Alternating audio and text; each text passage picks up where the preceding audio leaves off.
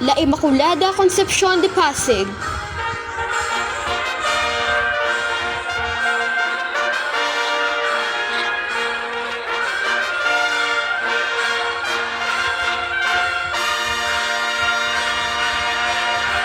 The Church of Pasig City, established in 1573, was originally placed under the patronage of the Visitation of the Blessed Virgin Mary, but was later dedicated to La Purísima Concepcion de Nuestra Señora. The current image of the Nuestra Señora La Immaculada Concepcion de Pasig was carved between 1902 and 1903 to replace the original image destroyed during the Philippine Revolution. It is believed to have been inspired by a painting of the Immaculate Conception commissioned by Saint Pius X for the Golden Jubilee of the Dogma's proclamation. Over the years, numerous miracles have been attributed to her intercession, as she witnessed the growth and the history of Pasig City. In 2003, the parish of the Immaculate Conception became the seat of the then newly created Diocese of Pasig.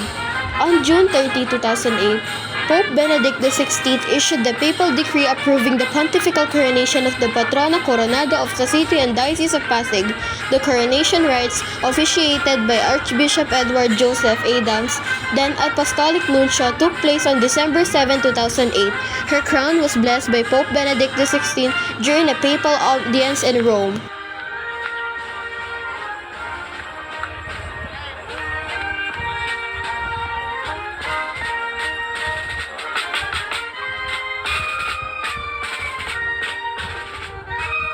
Nuestra Señora de Guadalupe de Cebu.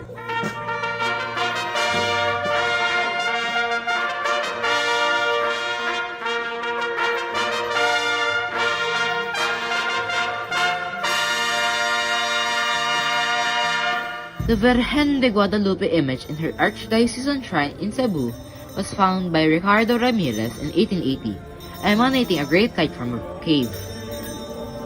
The image was first enshrined in a hermitage until it was destroyed during the Philippine-American War and later transferred to the Church of San Nicolas, Cebu.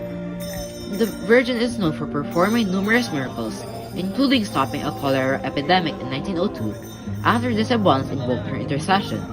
In gratitude, an annual fiesta was established on July 16, and the Virgin was pontifically crowned on the same date in 2006.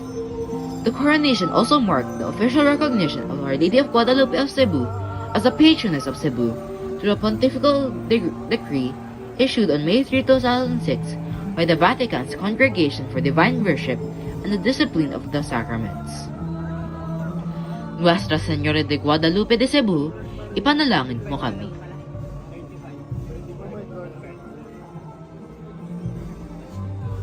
Nuestra Señora de los Desamparados de Marikina.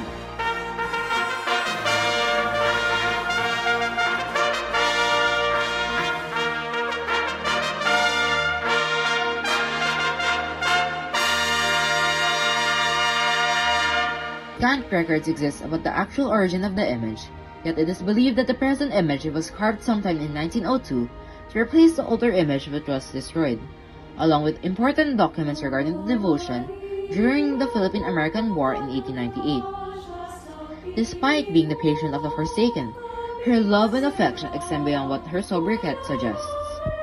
She is also the protector of the poor, the condemned, and the people of Marikina, having captured their hearts for years. The Queen and Patroness of Marikina, as declared by the City of Marikina in 2003, was pontifically crowned on October 23, 2005, in her shrine in Marikina City. The canonical coronation was the first in the pontificate of Pope Emeritus Benedict XVI, as he approved the request a few days after his election to the papacy. Nuestra Señora de los Desamparados de Marikina, ipanalangin mo kami.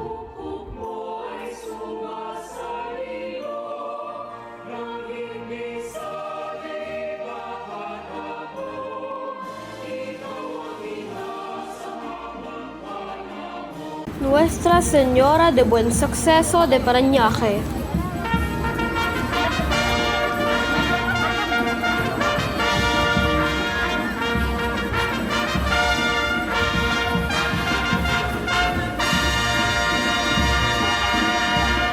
The ancient image of Nuestra Señora del Buen Suceso of Parañaque was brought by the Augustinians from Spain in 1580, originally intended as a gift from king to Filipino converts.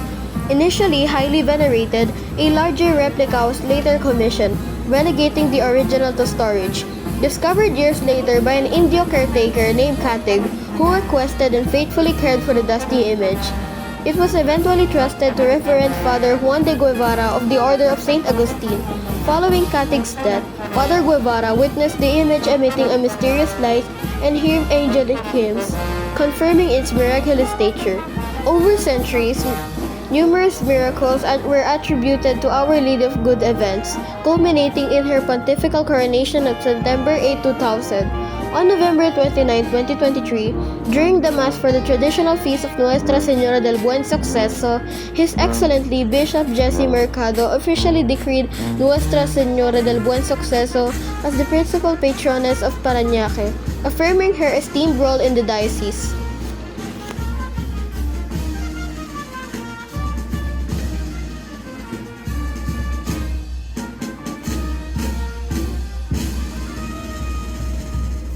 Nuestra Señora del Rosario de Ubanon.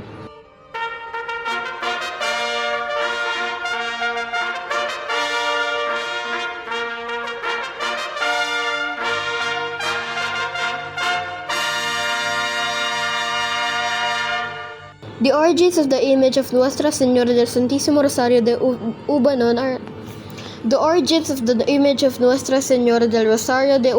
are unknown, but it is believed to have been carved by a Chinese sculptor from Hamorawan wood. The image's oldest known historical record is from Father Francisco Alcina's S.J.'s book, Historia de las Islas e Indios de Visayas, published in 1668. In 1627, Captain Juan de Leon implored the Virgin's protection before pursuing the Camocon pirates who have been raiding Samar Island. He vowed to use the booty he would take to fashion a crown for her and the child Jesus. The captain was victorious and fulfilled his vow by offering the booty to the lady. The Virgin was pontifically crowned on October 15, 1995, and her crowns were blessed by Saint John Paul II during his second papal visit for the World Youth Day in Manila.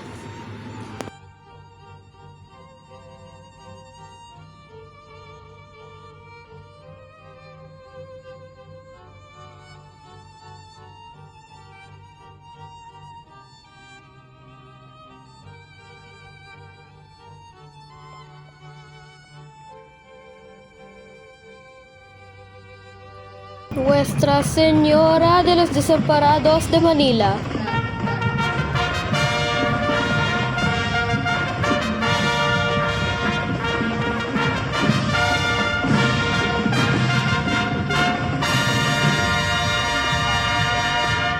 The devotion to Nuestra Señora de los Desamparados of Santa Ana, Manila began with the arrival of her image, an authentic replica of the Virgin of the Abandoned of Valencia, Spain via Manila Acapulco galleon trade in 1717, together with the replica of Santo Cristo de Burgos of Sariaya, Quezon. She was called La Gobernadora de Manila since Archbishop de la Cuesta gave his baston de manto to the Virgin as an act of thanksgiving of his appointment as an interim Governor General of the country. Many miracles, especially healing and answered prayers, inundated the parish records that she received pontifical coronation on her feast day. May 12, 1991, the centuries-old parish declared the National Shrine of Our Lady of the Abandoned in 2020 by the Catholic Bishop Conference of the Philippines.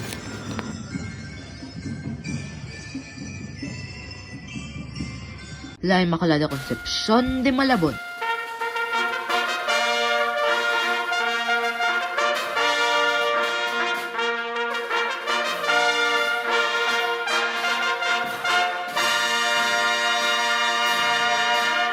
The image of La Immaculada Concepcion of Malabon was one of the most unique and beautiful images of the Immaculate Conception in the Philippines. The image is said to have been carved in Pampanga. It was later brought a visita in Hacienda Tambolong, now Malabon. However, the image and the shrine were later sequestered by the Aglipayan Church during the Philippine Revolution, yet were later returned to the Catholic Church in 1906, and the Aglipayans later commissioned their own image and shrine. with numerous miracles attributed to her intercession. Inang, as she is called by her devotees, was pontifically crowned on December 7, 1986. The parish was elevated to the status of a diocesan shrine on December 8, 2021. La Immaculate Concepcion de Malabon, ipanalangin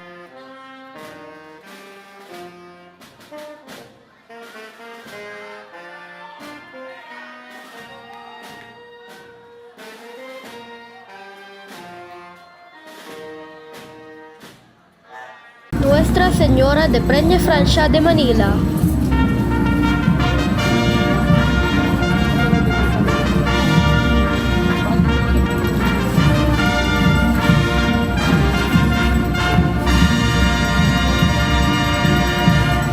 The image of Nuestra Señora de Penafrancia de Manila arrived in the Philippines on May 14, 1651, reportedly found washed ashore after the sinking of the Covarrubias family ship, initially housed at San Fernando de Dilao Parish, but frequently disappearing. It eventually found a permanent home at its discovery site due to numerous reported miracles. This image became the basis and inspiration of the devotion to Nuestra Señora de Penafrancia in Naga, recognizing its spiritual significance. She was pontifically crowned on November 10, 1985, marking a milestone that led to the evolution of the festive Tatarin dance.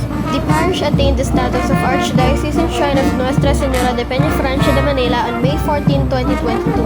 On May 19, 2024, the city government of Manila issued a resolution declaring Nuestra Señora de Penafrancia de Manila as the Holy Queen Mother of Paco, further affirming her esteemed role within the local community.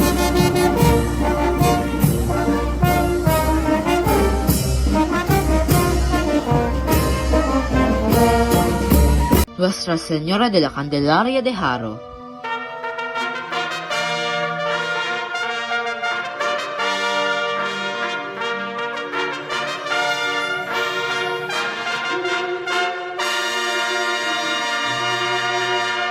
The devotion to Nuestra Señora de la Purificación y Candelaria of Haro, Iloilo began in 1587 when fishermen discovered a small but unusually heavy stone image of the Blessed Virgin Mary. Miraculously, the image became lighter when it was decided to bring her to Haro. Upon the establishment of St. Elizabeth Metropolitan Cathedral, the image was enshrined on its rooftop pediment, where devotees began lighting vigil lamps at its base. Over the years, the image reportedly grew in size and now stands at 4 feet tall. Local legends speak of the Virgin leaving her pediment to bathe her child in a nearby well. Her intercession has been credited with numerous miracles, endearing her to the Ilonggo faithful. On February 20, 1981, during his first apostolic visit to the Philippines, Pope St. John Paul II personally crowned the Virgen de Candelaria, making her the only Marian image in the country to receive such an honor from a pope and a saint. A year after the visit, the papal decree was issued on April 21, 1982. With a declaration as the patroness of Western Visayas. The Haro Cathedral was declared as a national shrine of Our Lady of the Candles on February 2, 2012. Nuestra Señora de la Candelaria de Haro, ipanalangin mo kami.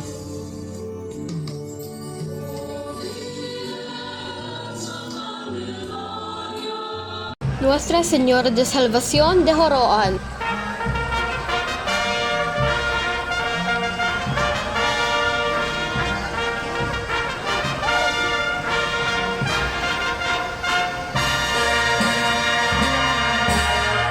The image of Nuestra Señora de Salvación of Joroan was carved by Bagacuma from a mysterious sculpture found in Buhi, Camarines Sur. The sculptor crafted 3 statues from the trunk, one of San Antonio de Padua for Buhi, one of Virgen de la Soledad for Tambo, and one for Virgen de la Salvación for Joroan, which was delivered to the town on August 25, 1776, initially known as Virgen de la Luz. The Virgin became renowned for protecting the people of Albay from Muslim pirates who threatened to rob and kidnap the residents. As the people's devotion grew, she was affectionately named Salvations. Pilgrims from across Bicolandia began to have flocked to her shrine to offer prayers and penance. in response to the request of the faithful of Albay for the coronation of Nuestra Señora de la Salvación of Joroan, as well as naming her as the patroness of the Diocese of Legazpi. Pope St. Paul VI issued the decree on February 7, 1977. The pontifical coronation and proclamation rites took place on August 25, 1976.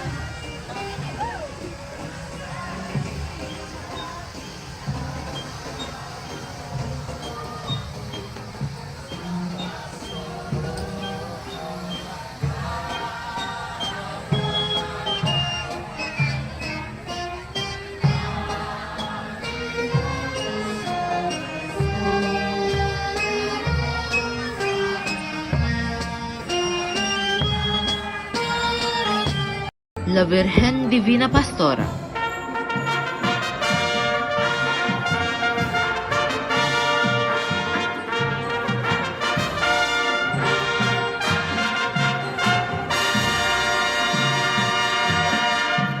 The devotion to La Virgen Divina Pastora of Gafan, Nueva Ecija, began in the 1700s when Doña Juana Valmonte had a dream in which the Virgin asked her to bring an image of her to the country. Following her father's advice, he consulted the priest from Intramuros, who told him about the apparition of La Virgen Divina Pastora in Seville, Spain, in 1703 and its growing popularity. Taking this as a sign, Doña Juana commissioned an image of the Divine Shepherdess for the family's farm. When the image arrived in Intramuros, it was transported to Nueva Ecija, where it quickly gained love and veneration due to the numerous reported miracles. The Queen of the Central Plains was pontifically crowned on April 26, 1964, in a ceremony officiated by Bishop Mariana Gaviola, the first bishop of the Diocese of Cabanatuan, with a church-owned replica crown for the occasion. The original image, under the custodianship of the Valmonte family, was also crowned and later donated to the shrine in 1986, when the Three Kings Parish was declared the National Shrine of La Divina Pastora. On April 26, 2024, the shrine was elevated to the status of a minor basilica. La Virgen Divina Pastora, ipanalangin mo kami.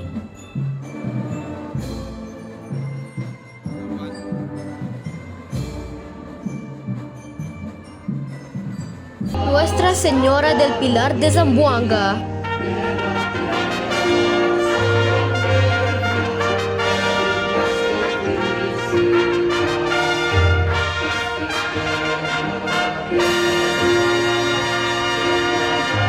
The miraculous bas-relief image of Nuestra Señora del Pilar in Zamboanga City enjoys veneration from both Catholics and Muslims.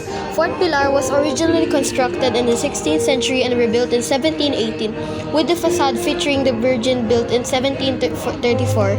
Over the years, numerous miracles have been attributed to the Virgin of the Pillar, including her appearances to a soldier and a Muslim pirates. Defending the people of Zamboanga, the fort was eventually converted into a shrine, and the image on the facade was pontifically crowned on October 12, 1960.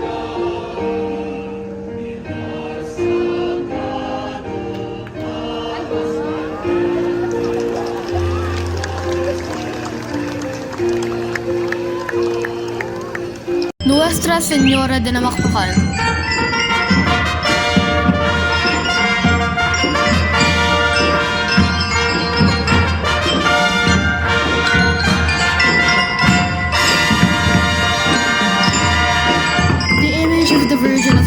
Arrived in the Philippines in 1871, originally destined for a seminary in Vigan.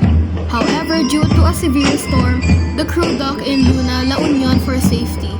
Despite several attempts, the image mysteriously could not be moved back onto the ship, which was interpreted as a sign that the Virgin wished to remain in Luna. Father Marcelino Ceballos made arrangements within the Augustinian friars to keep the image there, and she was triumphantly welcomed to her chosen home.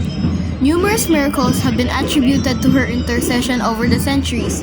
One notable miracle involved natives who have visited the shrine and encountered that a tall lady had come to them, provided food, and urged them to be baptized in this church in Luna. They identified the image as the lady who had visited them, leading to her being known as the Lady Who Feeds. The Virgin of Namacpacan was pontifically crowned on November 24, 1959. During the coronation rites, the papal nuncio shared that the Virgin had appeared to Pope Pius XII days before his death, requesting to be honored in that area. Church officials were unaware of Luna's location until the request for her coronation was submitted.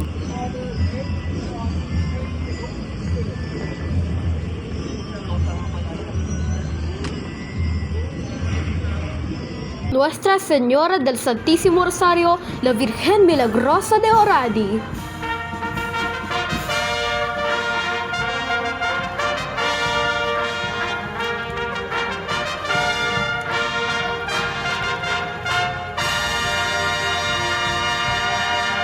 The image of Our Lady of the Most Holy Rosary, venerated in her shrine in Orani, Bataan, is believed to have been brought by the Dominican missionaries in 1587.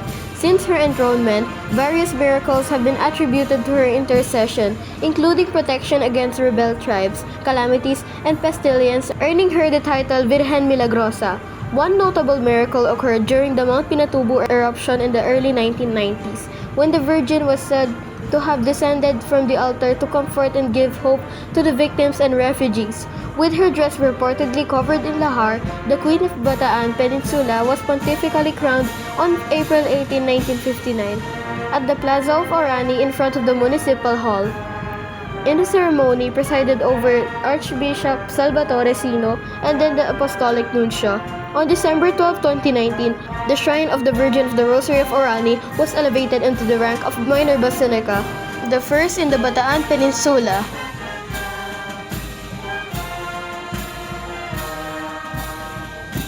Nuestra Señora de Caridad de Bantay.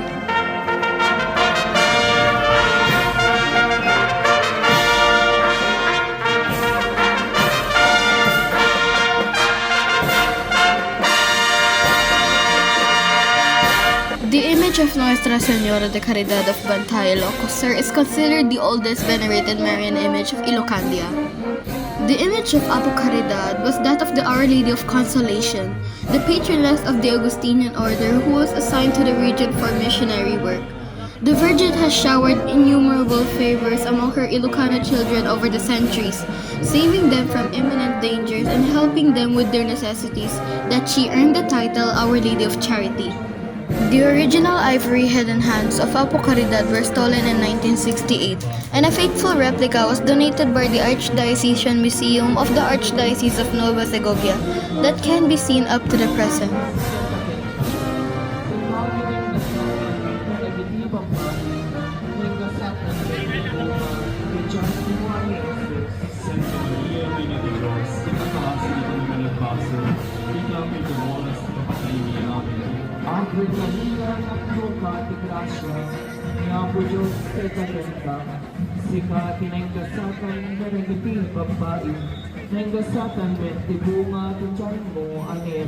Santa Maria, Ina ti Diyos, ikapahasin na kami managpasol, itapay kong oras ipapatay ni. Amen. Nuestra Señora de Guía de Ermita.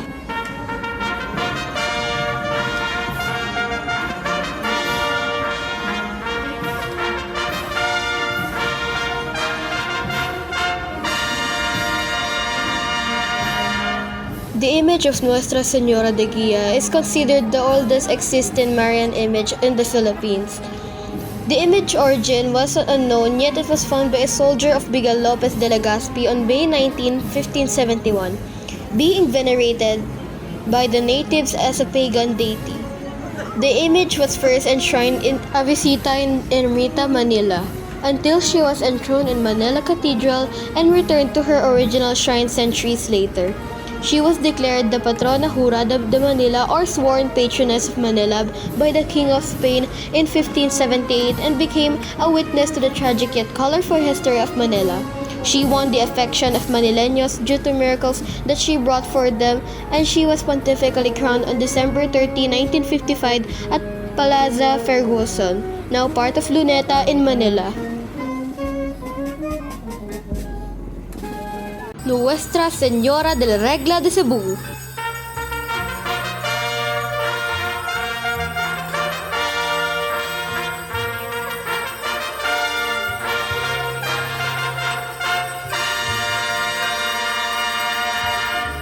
The image of Nuestra Señora de la Regla of Cebu is based on a painting brought by Father Francisco Avalle, Order of the Saint Augustine, in 1735 to the parish in Opon, now Lapu-Lapu City, Cebu.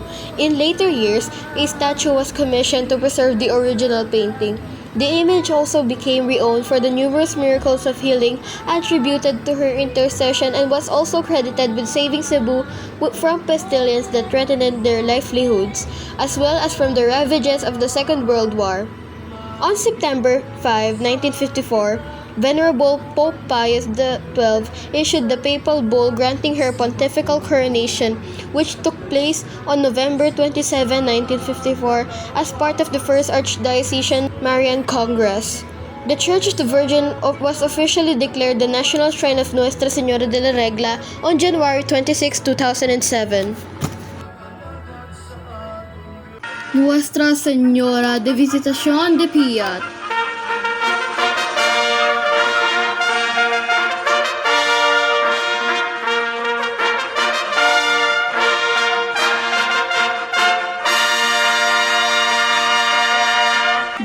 Of Our Lady of Piat was an image of Our Lady of the Rosary made in Goa, India out of wood and paper mache that is intended for the missions in Macau. The image was brought to the Philippines in 1604. It was first placed in the old Santo Domingo Church in Intramuros until she was transferred to her current shrine in Cagayan Valley. The Virgin of Piat earned the title Visitations due to the stories of her nocturnal visitations to her devotees over the centuries. Numerous miracles were attributed to her intercession, notably the pacification of warring tribes that led to peace in the Cagayan Valley. The Queen of Cagayan Valley was pontifically crowned at the Plaza of Tuguegarao on June 20, 1954, after the Diocesan Marian Congress conducted by the then Papal Nuncio, Archbishop Egidio Bagnozzi.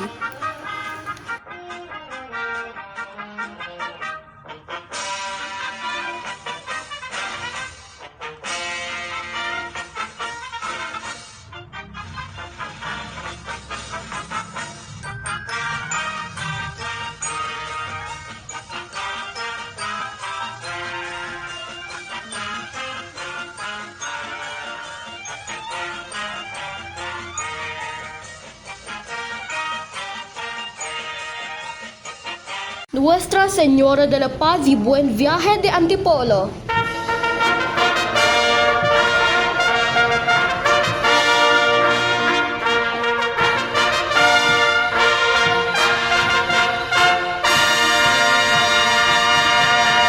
This brown image of the Immaculate Conception was brought by Governor General Juan de Tabora from Mexico in 1626 and initially enshrined in Intramuros before being transferred to Rizal Province. The Jesuits were led by the Virgin's wanderings to Antipolo tree where she rested, interpreting it as a sign of her desire to be venerated in that area. A church was promptly erected, later renowned for miracles, particularly safeguarding galleons and voyages. These miracles led to her being honored as Nuestra Señora de la Paz y Buen Viaje, or Our Lady of Peace and Good Voyage. The Virgin of Antipolo was pontifically crowned on November 28, 1926, at Luneta Park in Manila under Archbishop Michael O. Doherty. In 2023, the Antipolo Cathedral Shrine was designated as an international shrine of Our Lady of Peace and Good Voyage, marking a first in the Philippines effective March 25, 2023, with formal rites on January 26, 2024. On February 26, 2024, the first golden rose in the Philippines was offered to Nuestra Señora de la Paz y Buen Viaje during the Misa de Gracia at the Antipolo Cathedral.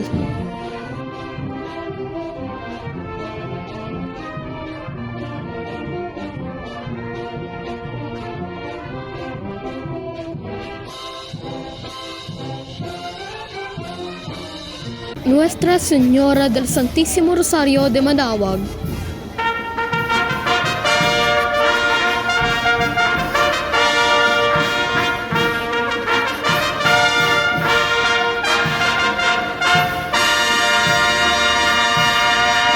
It is said that the Virgin of Manaoag appeared to a farmer and asked him to build a church in her honor, and the place of the apparition later to be known as Manaoag. For it is said that the people would refer to the place as the place where the lady calls. The statue of the Virgin of Manaoag was brought by Father Juan de San Jacinto, a Dominican friar, to Manaoag, Pangasinan for the veneration of the faithful that would later become the focal point of the pilgrimage in the province of Pangasinan. Numerous miracles were reported over the centuries up to the present. She received her pontifical coronation on April 21, 1926, and decades later her shrine became a minor basilica on February 17, 2015.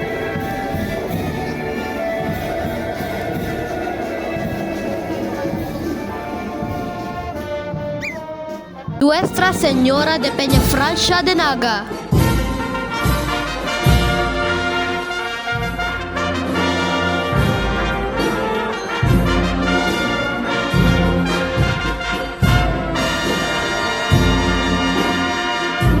The venerated image of Nuestra Señora de Penafrancia de Naga is one of the most well-known and beloved images of the whole Bicolandia. The devotion began through the efforts of a Dominican friar, Padre Caborovias, who is an ardent devotee of the Virgin of Peña de Francia of Salamanca, Spain. The image was based on a painting of Our Lady of Penafrancia, which is venerated in Paco, Manila, and the image was carved in 1710. Numerous miracles were attributed to the Ina of the Bicolanos up to the present. Most remarkably, it was the end of a cholera outbreak that killed almost the entire region in 1882. It was this miracle that Pope Leo XIII proclaimed the Virgin of Penafrancia as the patroness of the Diocese of Nueva Cereces. The Ina of Bicolandia received the pontifical coronation of September 20, 1924 at the Plaza of Naga Cathedral.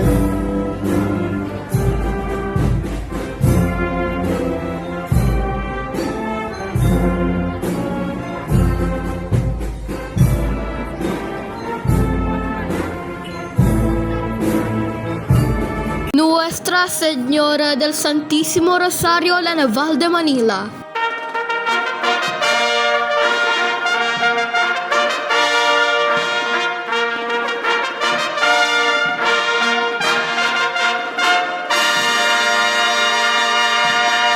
Ornate and ancient.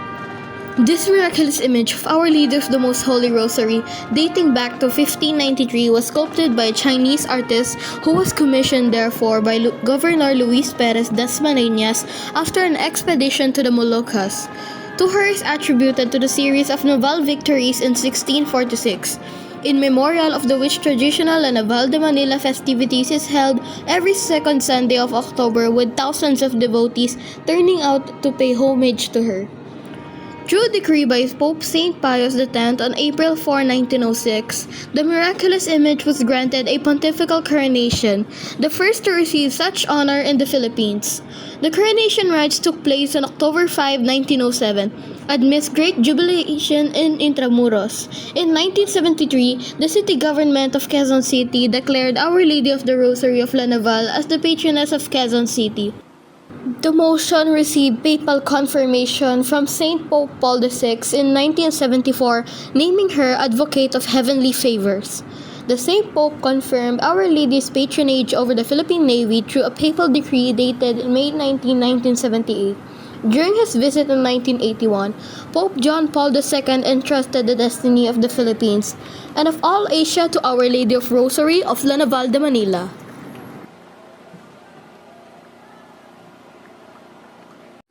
La Festejada Nuestra Señora de la Immaculada Concepción Mater Purísima.